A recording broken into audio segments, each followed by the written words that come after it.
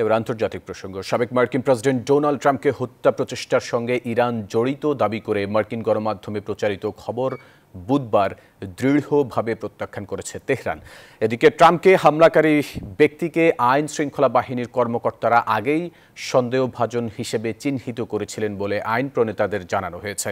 এরই মধ্যে করোনা আক্রান্ত হওয়ায় নির্বাচনী প্রচারণা সাময়িকভাবে বন্ধ রেখেছেন মার্কিন প্রেসিডেন্ট জো বাইডেন।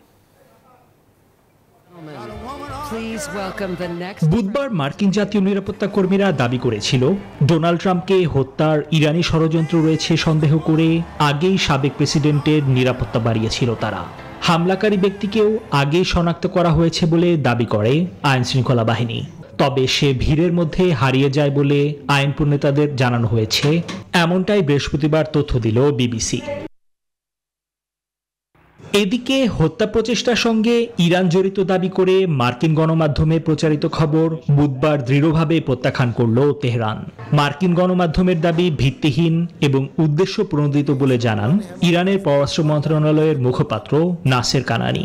সেই সাথে ওয়াশিংটনের প্রতি আঙ্গুল তুলে বলেন, এর মধ্য দিয়ে ইরানের বিপ্লবী গার্ড বাহিনীর কুদস ফোর্সের সাবেক প্রধান লেফটেন্যান্ট জেনারেল কাশেম সোলেমানির হত্যা মামলা বন্ধ করে দেওয়ার চেষ্টা করছে যুক্তরাষ্ট্র। এরই মধ্যে হঠাৎ করেই আবার করোনা ভাইরাসে আক্রান্ত হওয়ায় বুধবার থেকে সকল নির্বাচনী প্রচারণা সাময়িকভাবে বন্ধ রেখেছেন মার্কিন প্রেসিডেন্ট জো বাইডেন। তিনি হালকা উপসর্গে ভুগছেন বলেই জানিয়েছে হোয়াইট হাউস। নিবির আমিন, নিউজ 24।